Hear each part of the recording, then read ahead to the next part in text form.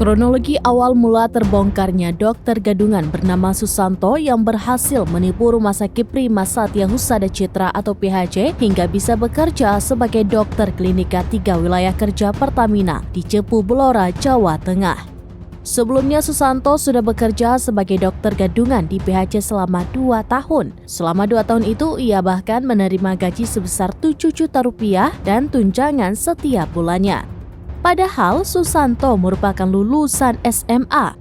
Dikutip dari YouTube Kompas TV pada Kamis 14 September 2023, Susanto diketahui menjalani sidang perdana kasus dokter gadungan itu di Pengadilan Negeri Surabaya pada Senin 11 September 2023. Dalam sidang tersebut terungkap Susanto mencuri data, identitas, dan dokumen milik seorang dokter asli asal Bandung, Jawa Barat untuk mengelabui RSPHC Surabaya. Kasus ini bermula dari 2 tahun lalu ketika PT PHC membuka lowongan kerja dan merekrut pegawai secara online. Kemudian Susanto menemukan akun Dr. Anggi Yurikno dan menggunakannya untuk melamar bekerja. Saat itu Susanto melamar untuk mengisi posisi tenaga layanan klinik sebagai dokter first aid di rumah sakit pada 30 April 2020 lalu dan diterima. Lalu, ia ditugaskan sebagai dokter di klinik K3 PT Pertamina wilayah 4 di Cepu yang dikelola PT Pelindo Husada Citra.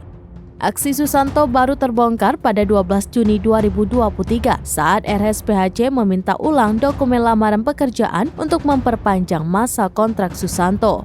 Saat dilakukan pengecekan, pihak manajemen ternyata menemukan sejumlah ketidaksesuaian pada berkas Susanto.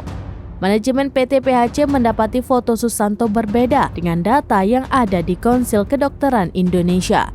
PT PHC pun menyatakan Susanto merupakan pekerja paruh waktu yang bertugas pada aspek pencegahan dan tidak pernah melayani pasien.